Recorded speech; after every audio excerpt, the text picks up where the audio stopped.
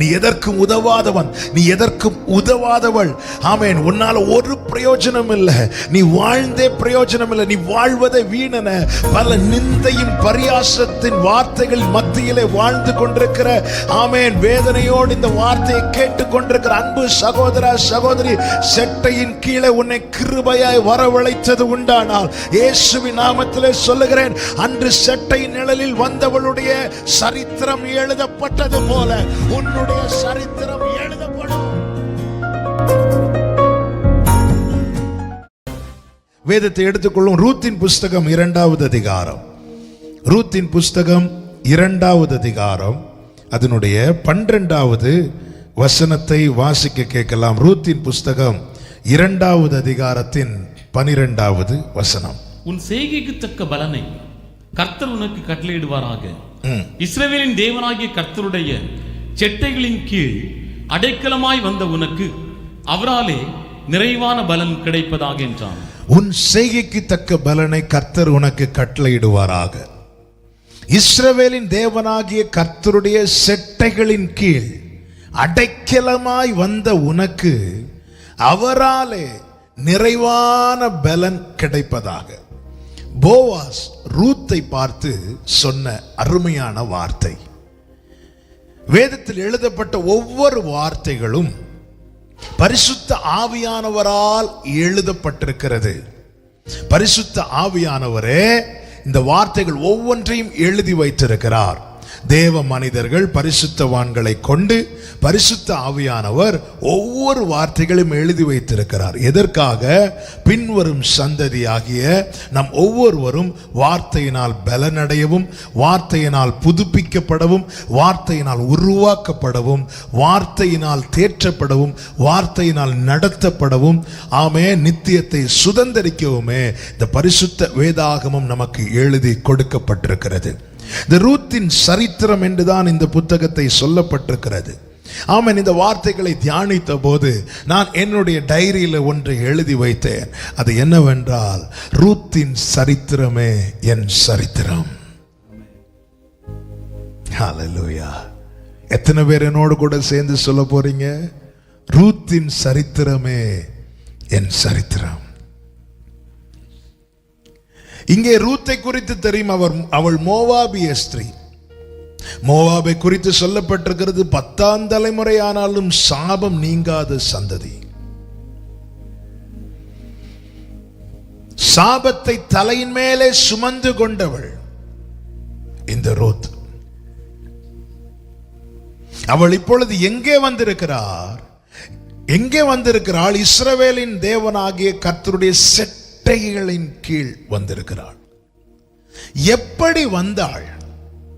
இந்த ரூத் சொல்லுகிற வார்த்தையை கேளுங்கள்.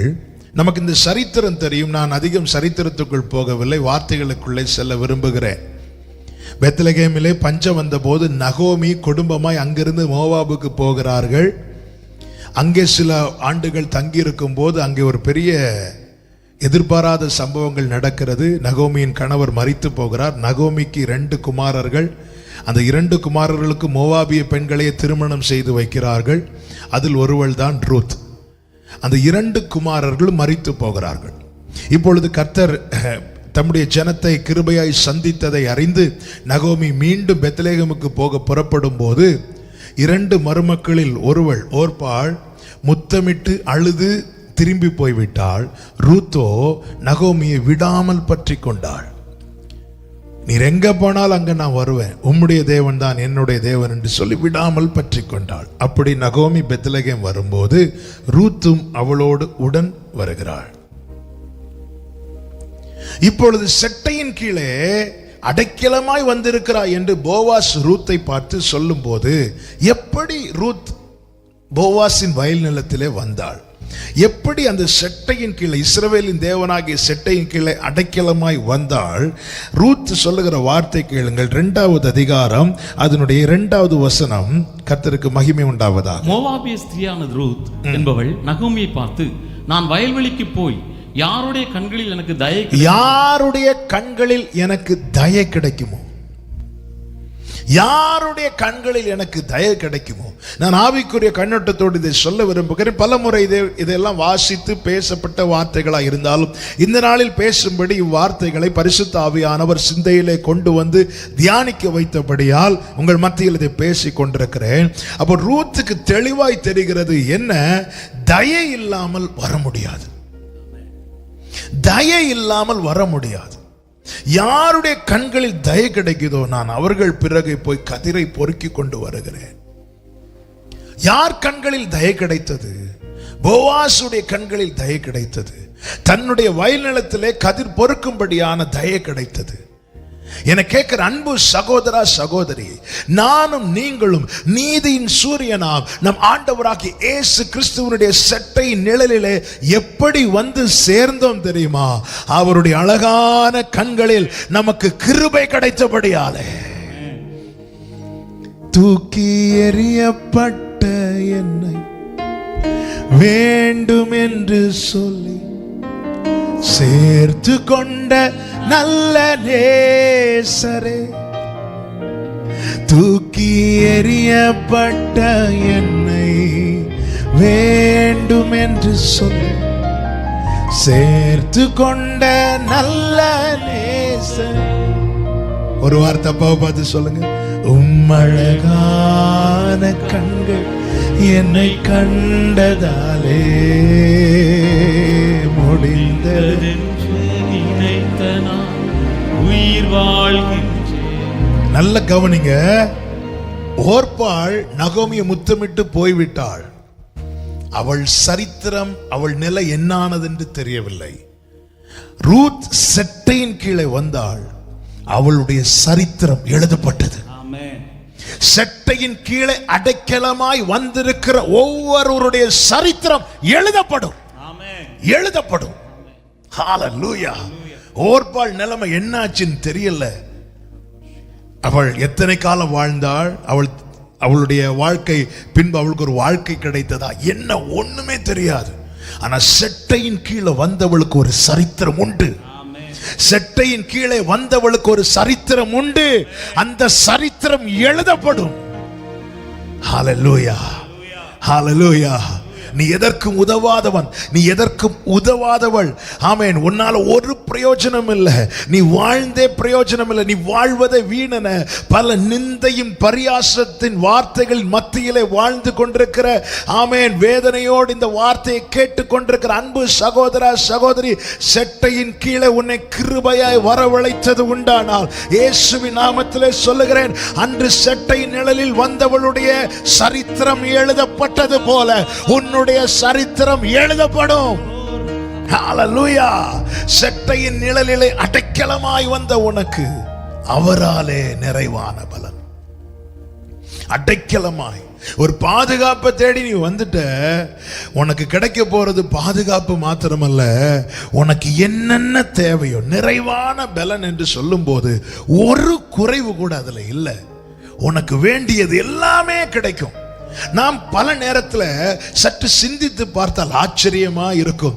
என்ன, நாம் ஏதோ ஒரு காரியத்துக்காக ஆண்டவர்கிட்ட வருவோம், ஆண்டவர் நம்மளை உட்கார வச்சிருவாரு. சிலரை கொடுத்து அனுப்புவார் இல்ல.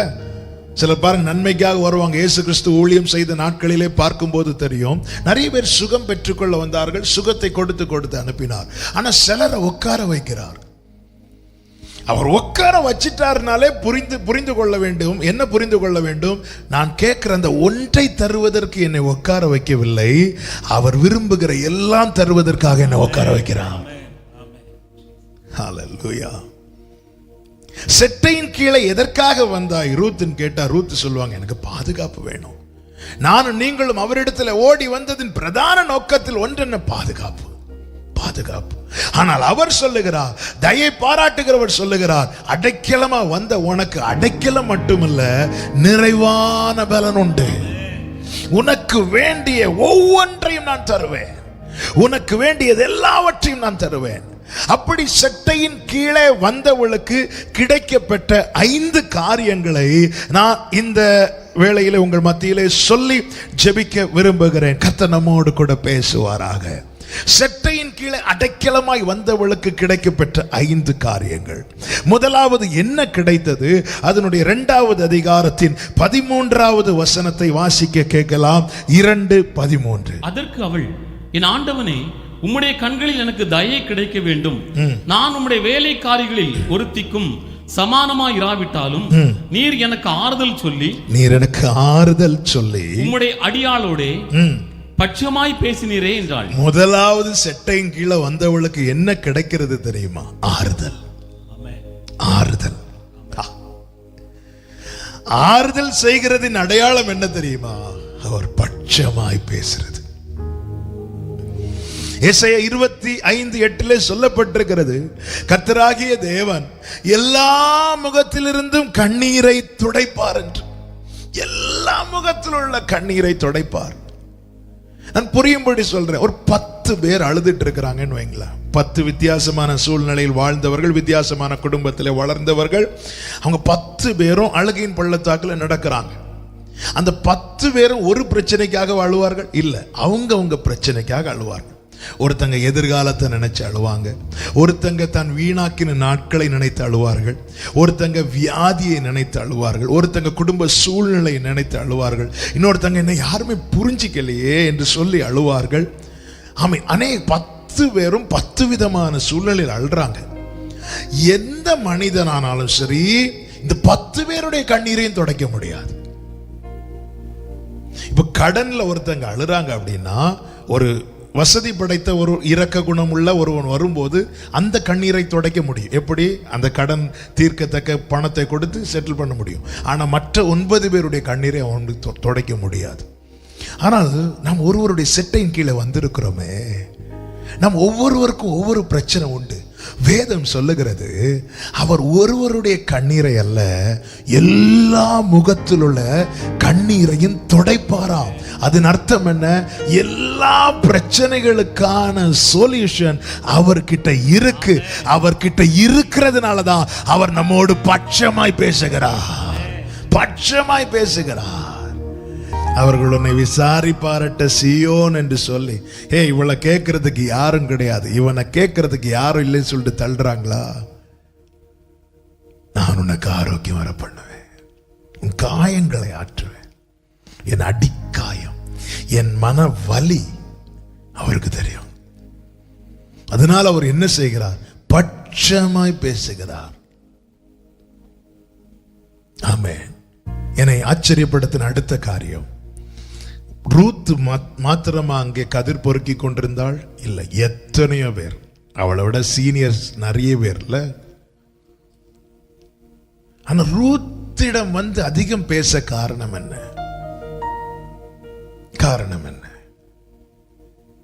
காரணம் ஒன்றுதான், மற்ற எல்லாரையும் விட வேதனை அதிகம் ரூத்துக்கு.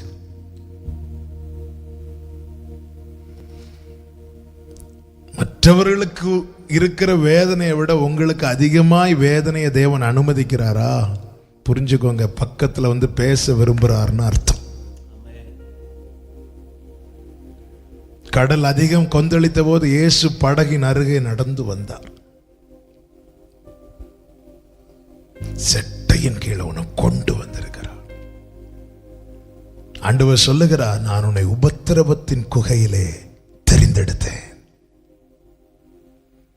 அக்கினி நின்று நான் உன்னை தப்புவித்தேன், நான் உனக்கு ஆறுதல் செய்வேன். எனக்கு ஆறுதல் கூறி என்னோடு பட்சமாய் பேசினீரே. செட்டையின் கீழே வருவதற்கு முன்னாக வர ரூத்தின் வாயிலிருந்து என்ன வந்திருக்கும்? எனக்கு இப்படி ஒரு வாழ்க்கை அமைந்து விட்டதே, என் வாழ்க்கை இப்படி ஆகிவிட்டதே, என் நிலைமை இப்படி ஆகிவிட்டதே என்று சொல்லிக் கொண்டிருந்தவள் இப்பொழுது அவருடைய செட்டையின் கீழே வந்த போது சொல்லுகிறாள், எனக்கு ஆறுதல் சொல்லி என்னோடு பட்சமாய் பேசினரே.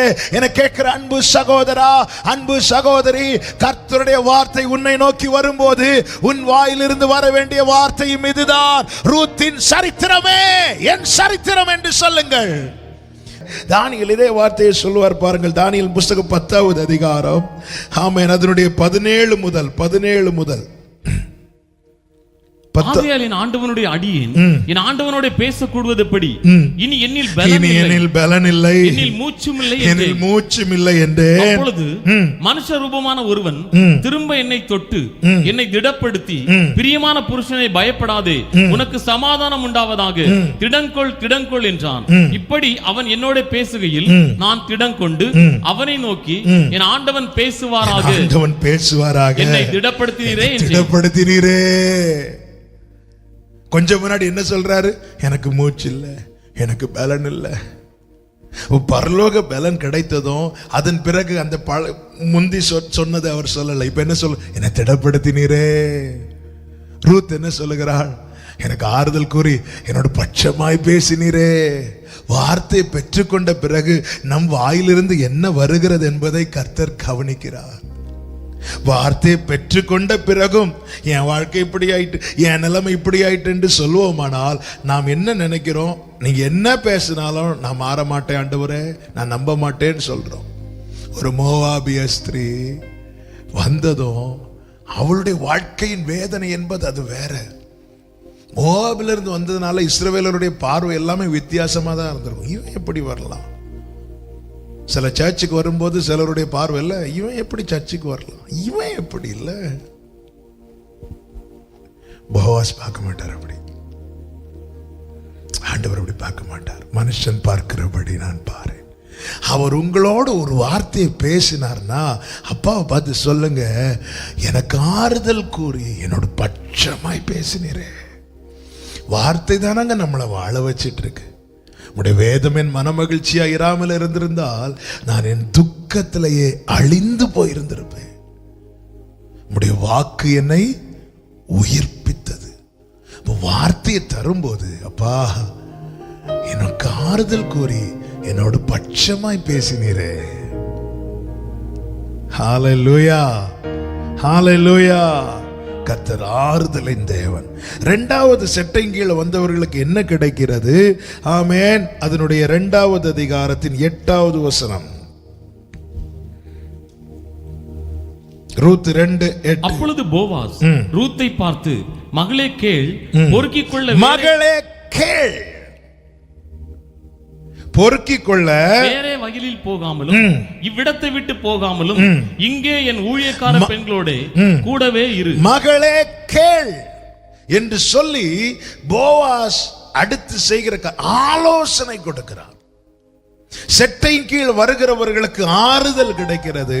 இரண்டாவதாக ஆலோசனை கிடைக்கிறது. ஆலோசனை, வேற எங்கேயும் போயிடக்கூடாது, நீ இங்கேதான் இருக்கணும், வேற வயலுக்கு போக கூடாது. உனக்கு முதலாவது தயை காண்பித்தது நான். என்னுடைய கண்களில் உனக்கு தயை கிடைத்தபடியினாலே அநேகர் இனி உன்னை வஞ்சித்து இழுப்பதற்கான சூழ்நிலைகள் உண்டு. நல்ல கவனிங்க, தெரிந்து கொள்ளப்பட்டவர்களுக்கு தான் சோதனைகள் அதிகம் வரும். அந்த கழுதை கட்டப்பட்டிருந்தது.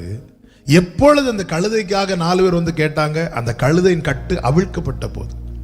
அநேகரை பார்த்துருக்கிறீங்களா? சும்மா குடிச்சிட்டு ரோட்ல இருப்பாங்க, அப்போ யாரும் கேட்க மாட்டாங்க. அவங்க கர்த்தரை ஏற்றுக்கொண்டு மனம் திரும்பி கர்த்தருடைய சமூகத்தில் வரும்போது பேச ஆரம்பிச்சிருவாங்க. எனவே போவாஸ் ரூத்தை பார்த்து சொல்லுகிறார், இனி வேற வயலுக்கு நீ போகாத. அதை நான் இப்படி சொல்ல விரும்புகிறேன், அவளுக்கு வேண்டிய ஆலோசனை கொடுக்கிறார். அவளுக்கு வேண்டிய ஆலோசனை கொடுக்கிறார். அவர் அதிசயமானவர் மாத்திரமல்ல, அவர் ஆலோசனை கர்த்தர். செட்டையின் கீழே வருகிறவர்களுக்கு வேண்டிய ஆலோசனை கிடைக்கிறது. நன்றாய் புரிந்து கொள்ளுங்கள், அவர் ஆலோசனையில் ஆச்சரியமானவர். சங்கீதம் 139 சங்கீதக்காரன் சொல்கிறான், உம்முடைய ஆலோசனைகள் எவ்வளவு அருமையானவைகள், அவைகளின் தொகை அதிகம். அதன் அர்த்தம் என்ன? எந்த ஒரு காரியத்துக்கான ஆலோசனை அவரிடத்துல உண்டு, மனிதனிடத்தில் கிடைக்காது. இது இப்படி எப்படி பண்ணலான்னு கேட்டா, எனக்கு கொஞ்சம் தெரியும்னா தெரிஞ்சதுதான் சொல்ல முடியும், எனக்கு தெரியாததை சொல்ல முடியாது. எல்லாம் கற்று தேர்ந்த ஒரு மனிதரும் இந்த பூமியில் இல்லை. எனக்கு எல்லாம் தெரியும் என்று ஒரு ஆள் சொல்றாங்கன்னா அவங்களுக்கு ஒன்னும் தெரியலன்னு அர்த்தம். 2 ராஜாக்கள் 3வது அதிகாரம் 16வது 17வது வசனங்களை வாசிக்க கேட்கலாம். அவன் கர்த்தர் உரைக்கிறது என்னவென்றால், இந்த பள்ளத்தாக்கிலே எங்கும் வாய்க்கால்களை வெட்டுங்கள், நீங்கள் காற்றையும் காண மாட்டீர்கள், மழையையும் காண மாட்டீர்கள். ஒரு ஆலோசனை சொல்றார், நீ வாய்க்காலை வெட்டு, நீ வாய்க்காலை வெட்டு சொல்லிவிட்டு வாக்குத்தத்தத்தை கொடுக்கிறார். நீ காற்றை காண மாட்டீர்கள், மழையை காண மாட்டீர்கள், ஆனாலும் நீங்களும் உங்கள் ஆடுகளும் உங்கள் மிருக ஜீவன்களும் குடிக்கும்படி இந்த பள்ளத்தாக்கு தண்ணீரால் நிரப்பப்படும் என்று கர்த்தர் சொல்லுகிறார். நாம் அந்த 17வது வசனத்தை மட்டும் பிடிச்சிருப்போம், ஆலோசனையை விட்டுருவோம். நமக்கு தேவன் ஒரு வார்த்தையை வாக்குத்தத்தம் பண்ணியிருக்கிறார் என்றால் அதோடு கூட அவருடைய ஆலோசனையும் இருக்கிறது. எபிரேயர் 13வது அதிகாரம் 5-6 வசனங்களை வாசிக்க கேட்கலாம். எபிரேயர் 13வது அதிகாரத்தின் 5-6 வசனங்கள். நீங்கள் பண ஆசை இல்லாதவர்களாய் நடந்து உங்களுக்கு இருக்கிறவைகள் போதும் என்று எண்ணுங்கள். நான் உன்னை விட்டு விலகுவதும் இல்லை, உன்னை கைவிடுவதும் இல்லை என்று அவர் சொல்லி இருக்கிறாரே. அதனாலே நாம் தைரியம் கொண்டு கர்த்தர் எனக்கு சகாயர், நான் பயப்படேன், மனுஷன் எனக்கு என்ன செய்வான் என்று சொல்லலாமே. நாம் அந்த ஒரு வசனத்தை பிடிச்சிருப்போம், கர்த்தர் எனக்கு சகாயர், நான் பயப்படேன், மனுஷன் எனக்கு என்ன செய்யலாம். அப்படி யாருக்கு சொல்ல முடியுமா? பண ஆசை இல்லாதவங்களுக்கு தான் சொல்ல முடியுமா? பண ஆசையை உள்ள வச்சுட்டு அவங்கள விட நிறைய சம்பாதிக்கணும், அவங்கள விட இப்படி வச்சுட்டு கர்த்தர் எனக்கு சகாய, நான் பயப்படேன்னு சொல்ல முடியாது. சொல்லியும் பிரயோஜனம் கிடையாது. நீங்கள் பண ஆசை இல்லாதவர்களா இருந்து உங்களுக்குரியது போதும் என்று எண்ணுங்கள். போதும் என்று சொல்லுங்க, எனக்கு என்ன தந்திருக்கிறீங்களோ அது போதும். ஆமென். நான் எதற்காக இந்த வார்த்தைகளை எடுத்து சொல்லுகிறேன் என்றால் அவருடைய ஆலோசனை மிக முக்கியம். உன்மேல் என் கண்ணை வைத்து உனக்கு ஆலோசனை சொல்லுவேன், நீ நடக்க வேண்டிய வழியை உனக்கு காட்டுவேன். அவருடைய ஆலோசனை தான் நமக்கான வாக்குத்தத்தம் இருக்கிறது. அவருடைய ஆலோசனைகள் நம்மை சரியாய் நடத்துகிறது. அவருடைய ஆலோசனையின்படி நடக்கிறவன் தன் காலத்தில் தன் தனி கனியை புசிப்பான், தனக்குரிய வாக்குத்தத்தங்களை அந்தந்த தருணத்திலே சுதந்தரிப்பான். அவன் வாழ்க்கையில ஒன்றும் தாமதமாகாது. ஆலோசனை இல்லாத இடத்துல அநேகர் விழுந்து போவார்கள் என்று நீதிமொழிகள் 11:4 சொல்லப்பட்டிருக்கிறது. எதற்காக ஆலோசனை? சட்டையின் கீழே வந்துட்டல, இனி நீ விழுந்துடக்கூடாது, இனி நீ விழுந்துடக்கூடாது. அதாவது விழாதபடி எச்சரிக்கையா இரு என்று நல்ல கவனிங்க. விழுந்து கிடக்கிறவனை பார்த்து சொல்ல மாட்டாங்க, எழும்பி நிக்கிறவனை பார்த்து தான் சொல்லுவாங்க.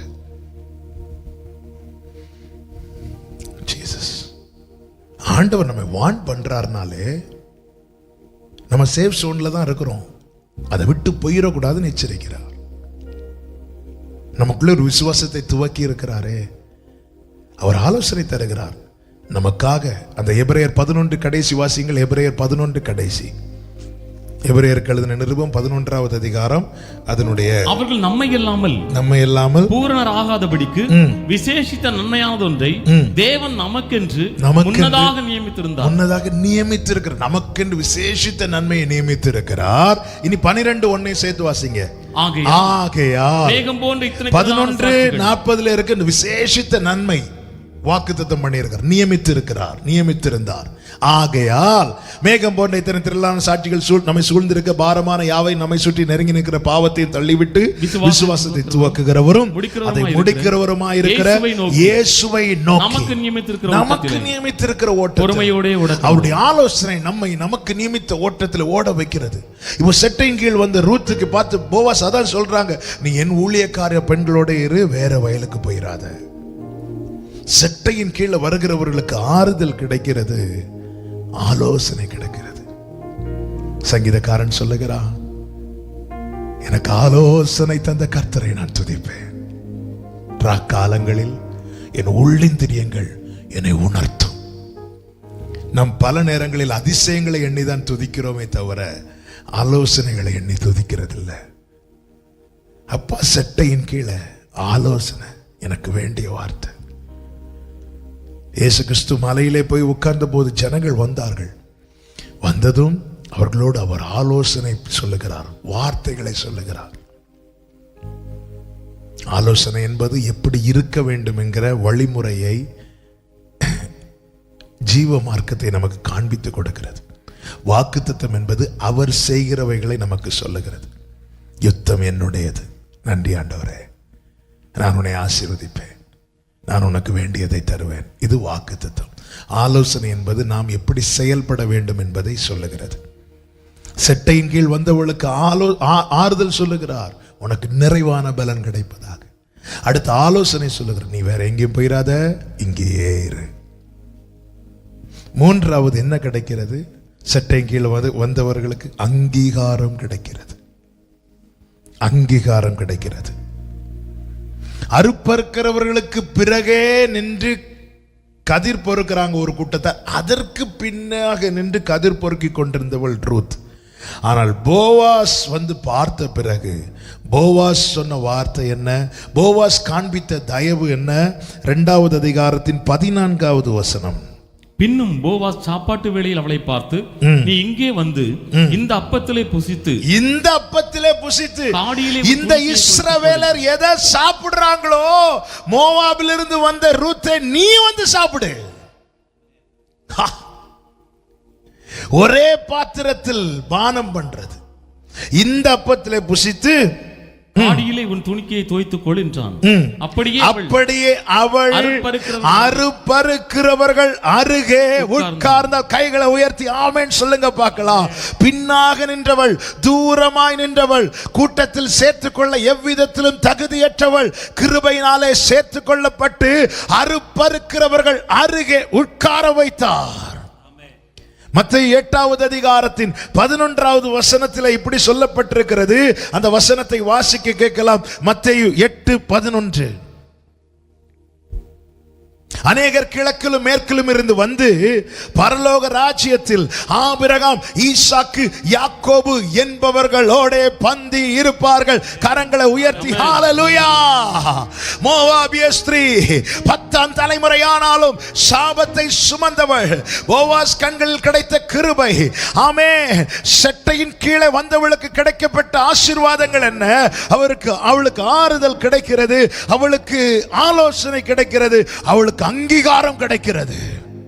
நம்மை அங்கீகரிக்கிறவர் பரலோகத்தில் இருக்கிறார். அநேகர் கிழக்கிலும் மேற்கிலும் இருந்து வந்து பரலோகத்தில் ஆபிரகாம், ஈசாக்கு, யாக்கோபு என்பவர்களோட பந்தி இருப்பார்களா? எப்படி வராங்க? கிழக்கிலும் மேற்கிலும் இருந்து எப்படிதான் வருவார்களா? ஆமென். யோவான் 12வது அதிகாரத்தில் என் ஆண்டவராகிய இயேசு கிறிஸ்து சொன்னார், நான் உயர்த்தப்பட்டிருக்கும் போது எல்லாரும் என்னிடமாய் இழுத்துக் கொள்வேன். கிழக்கிலும் மேற்கிலும் வடக்கிலும் இருந்து எல்லாரும் என்னிடத்தில் நான் இழுத்துக் கொள்வேன். அது எதை காண்பிக்கிறது? என் ஆண்டவராகிய இயேசு கிறிஸ்துவின் சிலுவை மரணத்தை காண்பிக்கிறது.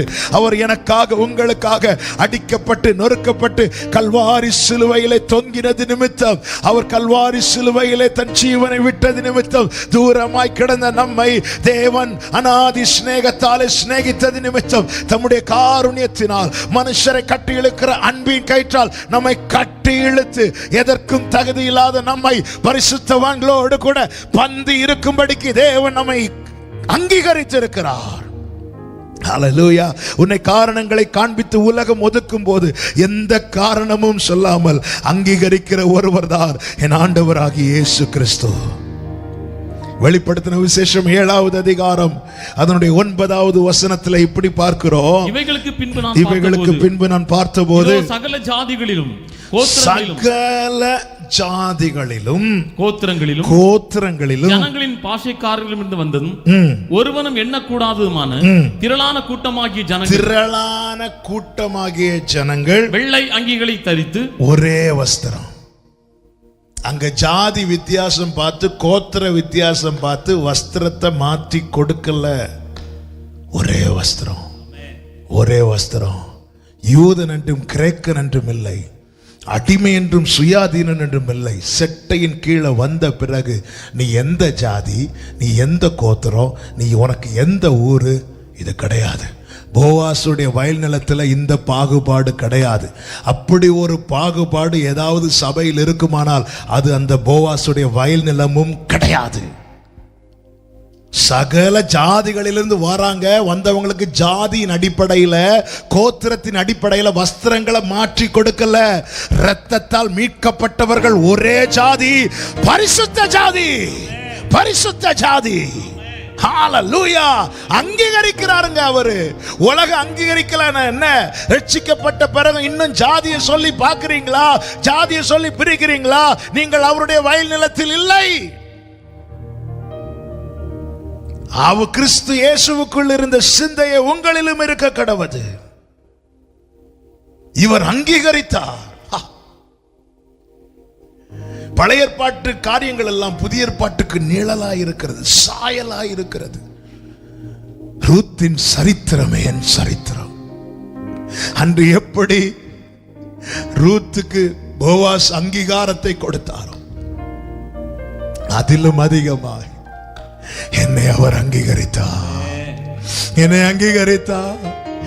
எதற்குமே உதவா என்னையும் கண்டெடுத்தார்.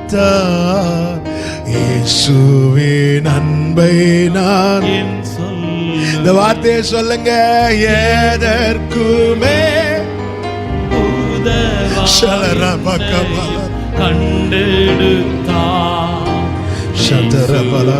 அன்பை நான் என் சொல்லுவேன். பாருங்க, ரூத்தின் புஸ்தகம் அந்த வெளிப்படுத்தின விசேஷம் 7 அந்த வசனத்தை ஒரு விஷயம் கூட வாசிங்கள். 7:9. பின்பு நான் பார்த்தபோது இதோ சகல ஜாதிகளிலும் கோத்திரங்களிலும் ஜனங்களின் பாஷைக்காரர்களும் இருந்து வந்ததும் ஒருவனும் எண்ணக்கூடாததுமான திரளான கூட்டமாகிய ஜனங்கள் வெள்ளை அங்கிகளை தரித்து தங்கள் கைகளில் குருத்தோலைகளை பிடித்து சிங்காசனத்துக்கு முன்பாகவும் ஆட்டுக்குட்டியானவருக்கு முன்பாகவும் நிற்க கண்டேன். நீக்கப்பட்டவர்கள் அவருக்கு முன்னாடி நிற்கிறாங்க. அவரிடத்தில் பட்சபாதம் இல்லை. ஹல்லேலூயா. தேவனிடத்துல பட்சபாதம் இல்லை. எல்லாருக்கும் ஒரே போல. நான் பாவி என்று பாதத்தில் விழுந்த பேதுருவை அழைத்து கொண்டு போகிறார். மலையில ஏறி மறுரூபமாகும் போது இந்த மகிமையில இயேசுவோடு கூட எலியா உண்டு, மோசே உண்டு, அதோடு கூட பேதுருவை நிற்க வைக்கிறார்.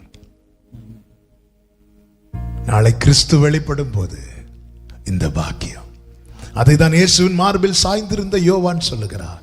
இப்பொழுது நாம் அவருடைய பிள்ளைகளாய் இருக்கிறோம். இனி எப்படி இருப்போம்னு தெரியாது, ஆனா ஒண்ணு தெரியும், அவர் உண்மையுள்ளவர். அவர் வெளிப்படும் போது அவர் இருக்கிற வண்ணமாகவே நாம் அவரை தரிசிக்கிறபடியா அவரை போல மாறுவோம். இங்க பாருங்க, ரூத்துக்கு என்ன சொல்றா பாருங்க. மோவாபில இருந்து வந்தவாலாம் நல்லா தெரியும். அப்போ இஸ்ரவேலர்கள் இவங்க எல்லாம், அதுலயும் யூதர்கள்லாம் ரொம்ப கவனமா இருக்கிறவங்க. நமக்கு பேதுரு கொர்நேலியு வீட்டுக்கு போறதுக்கு முன்னாடி ஆண்டவர் பேதுரு எப்படியெல்லாம் டியூன் பண்ணார் நமக்கு பார்க்கும் போதே தெளிவாய் தெரிகிறது. அப்படி இருந்தும் செட்டையின் கீழே வந்ததுனால ரூத்துக்கு போவாஸ் சொல்லுகிற வார்த்தை 2வது அதிகாரம் 9வது வசனத்தை வாசியுங்கள். அவர்கள் அறுப்பருக்கும் வயலை நீ பார்த்து அவர்கள் பிறகே போ, ஒருவரும் உன்னை தொடாதபடிக்கு வேலைக்காரருக்கு கட்டளையிட்டு இருக்கிறேன். அடுத்த வார்த்தை, உனக்கு தாகம் எடுத்தா தண்ணீர் குடங்கள் அண்டைக்கு போ, தண்ணீர் குடங்கள் அண்டைக்கு போய் வேலைக்காரர் மொண்டு கொண்டு வர. இந்த வயல்ல இருக்கிறவங்க எதுல தண்ணி குடிக்கிறாங்களோ நீ அதுல குடி. உனக்குன்னு தனியா கப்பெல்லாம் இங்க வைக்க மாட்டோம். ஹல்லேலூயா. நீ மோவாபில இருந்து வந்தவா, நீ வேற ஜாதினால உனக்கு தனி கிளாஸ் எல்லாம் இங்க கிடையாதுமா. இங்க எல்லாருக்கும் ஒரே அளவுதான், இங்க எல்லாரும் ஒரே மாதிரி தான். காரணம், நீ செட்டையும் கீழே வந்துட்ட. அவங்க எதுல தண்ணி குடிக்கிறாங்களோ நீ அதுல குடி. அவங்க என்ன சாப்பிடுறாங்களோ நீ அதை சாப்பிடு. அவங்க எங்க உட்கார்றாங்களோ நீ அதுல உட்காரு.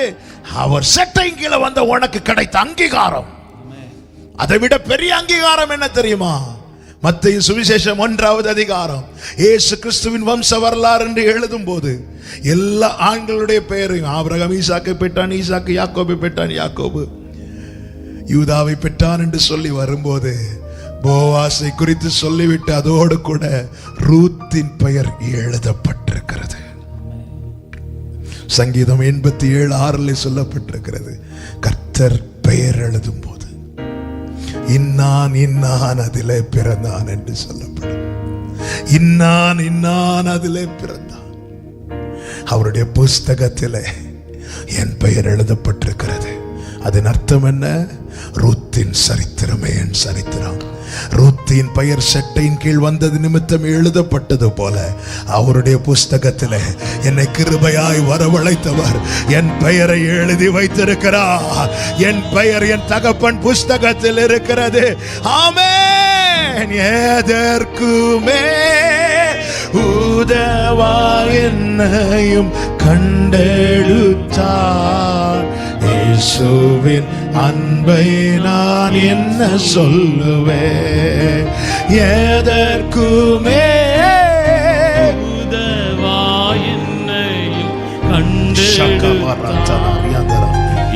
இயேசுவின் அன்பை நான் என் சொல்லுவேன். ஆமென்.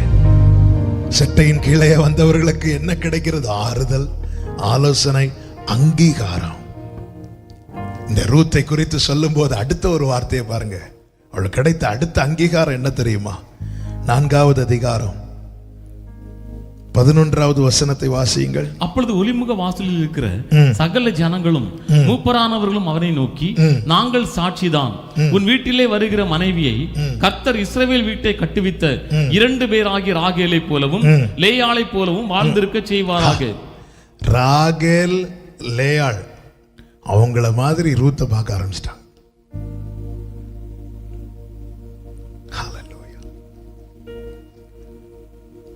அதன் அர்த்தம் என்ன? செட்டையின் கீழே வருவதற்கு முன்னாடி உலகம் உன்னை பார்த்தது வேற, மனிதர்கள் உன்னை பார்த்தது வேற.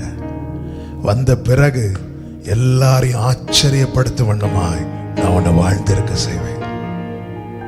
சாட்சியா சொல்லுவார்கள். என்ன ஒரு அங்கீகாரம்! எவ்வளவு நல்ல தேவனை ஆராதிக்கிறோம். ராஜாக்களாய் ஆசாரியர்களாய் இரத்தத்தினால் நம்மை கழுவி மாற்றி இருக்கிறார், அங்கீகரித்திருக்கிறார். செட்டையின் கீழே தான் இந்த அங்கீகாரம்.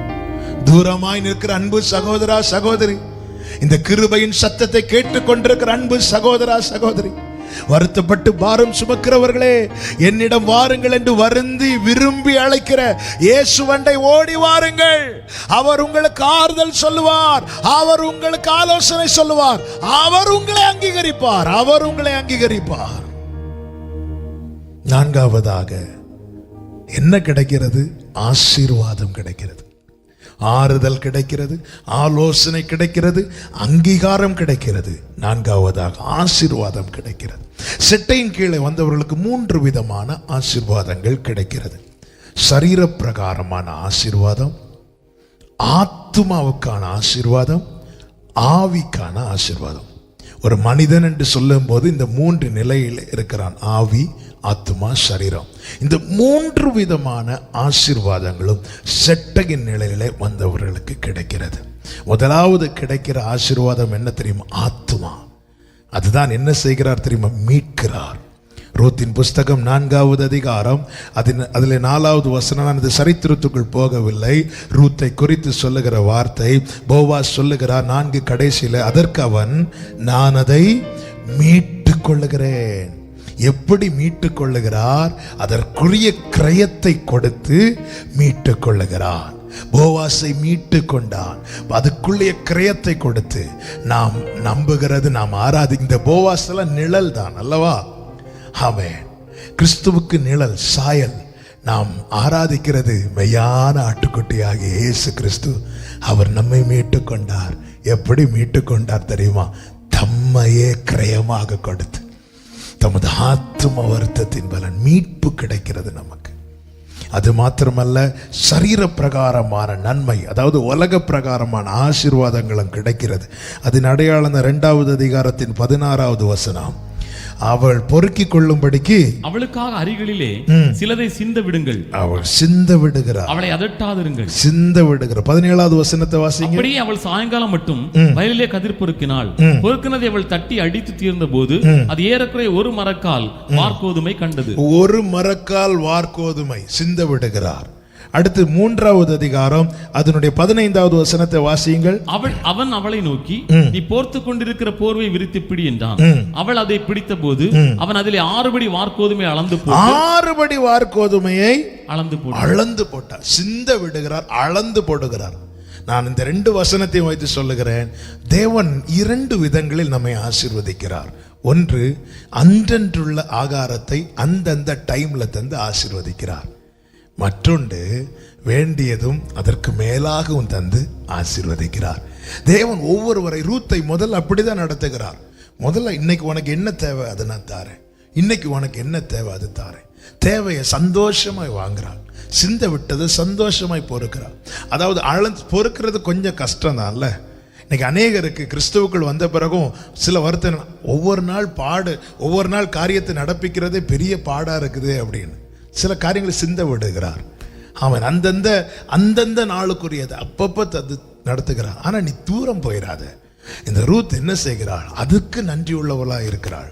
அவள் இன்னும் நெருங்குகிறாள். இன்னும் நெருங்கின போது அளந்து கொடுக்கிறாள். நான் எனக்கு வேண்டியதை நான் அளந்து எடுத்தால் எனக்கு ஒரு வேளைக்கு தான் ஆகும். ஆனால் அவர் அளந்து தரும்போது எனக்கு காலமெல்லாம் போதுமானதாக இருக்கும். அளந்து கொடுக்கிறார். இன்னைக்கு சிந்த விடுறாரா, நாளைக்கு உனக்கு அவர் அளந்து தருவார். அவர் நல்லவர். அவரை நம்பின ஒருவர் வெட்கப்பட்டு போனதில்லை. அவரை நம்பி ஒருவரும் கெட்டு போனது இல்லை. என் ஆண்டவர் இன்னைக்கு ஒவ்வொரு நாளும் கடத்துறதே பெரிய பாடா இருக்குது. உங்களை மட்டும் தானே நம்பி வந்திருக்கிறேன். எனக்கு வேற எதுவுமே இல்லையே ஆண்டவரே, எனக்கு வேற ஒண்ணுமே இல்லையே ஆண்டவரே என்று சொல்லி சோர்ந்து போகாதீங்க. அவரை சிந்த விடுறத சந்தோஷமாய் பொறுக்கிக் கொள்ளுங்கள், சந்தோஷமாய் எடுத்துக்கொள்ளுங்கள். இன்னைக்கு அன்னைக்கு தேவன் அதிசயமாய் நடத்துறாரே, ஆமென். ஆண்டவரை மகிமைப்படுத்துங்கள். அதோடு கூட எவ்வளவு நெருங்க முடியுமோ அவரோடு இன்னும் கிட்டி சேருங்கள். அவருக்கு நம்பிக்கையை கொடுங்க. அவர் மீது எல்லாம் பார்த்துப்பார். அவர் சொல்லுகிறார், நீ வஸ்திரத்தை விரி, நான் உனக்கு போட்டு தருகிறேன். அளந்து கொடுக்கிறார். நிறைவானதை கொடுத்து திருப்தியாக்கி அனுப்புகிறார். ஆமென். 1வது அதிகாரத்துல பாவத்தில் இருந்தோம். 2வது அதிகாரத்துல சட்டையும் கீழே இருக்கிறோம். 3வது அதிகாரத்துல இன்னும் நெருங்கி பாதத்தில் இருப்போம். 4வது அதிகாரம் உண்டு. அவரோடு கூட, அவரோடு கூட, அவரோடு கூட. ஹalleluya. இதை மனதில் வைத்து அவருக்காக வாழ்வோம். அதுதான் தீமோத்தேயுக்கு பவுல் தன்னுடைய கடைசி நாட்களில் எழுதுகிறார். 2 தீமோத்தேயு 2வது அதிகாரம் 12வது வசனம். அவரோடு கூட பாடுகளை சகித்தோமானால் அவரோடு கூட ஆளுகையும் செய்வோம். ஹalleluya. எவ்வளவு நல்ல தேவன் கிருபையாய் கொண்டு வந்திருக்கிறார். உன்னை பாதுகாக்கிறது மாத்திரம் இல்லைங்க, நம்மை பாதுகாக்கிறது மட்டுமல்ல, நமக்கு ஆறுதலை தருகிறவர், நமக்கு ஆலோசனை தருகிறவர், நம்மை அங்கீகரிக்கிறவர், நம்மை ஆசீர்வதிக்கிறவர், நமக்கு அதிகாரம் தருகிறவர். அதைதான் சொல்லுகிற, நான் நசுக்கினேன் சாத்தானின் தலையை, என் பிள்ளை நீயும் நசுக்கணும் சாத்தானின் தலையை. சமாதானத்தின் தேவன் சீக்கிரமாய் சாத்தானை உங்கள் கால்களின் கீழே நசுக்கி போடுவார். ஜாதிகள் மேல அதிகாரம். அப்பா கூட பக்கத்துல உட்கார்ற அனுபவம். பாவத்தில் இருந்தவன், மோவாபில் இருந்தவன் கிருபையினால சட்டையின் கீழே வருகிறாள். தயவினால பாதத்தில் வந்து அமருகிறாள். 4வது அதிகாரத்தில் பக்கத்தில் உட்கார வைக்கிறாள். நமக்கு ஒரு 4வது அதிகாரம் உண்டு. ரூத்தின் சரித்திரமே என் சரித்திரம். கைகளை உயர்த்தி ஆமென் சொல்லுங்க.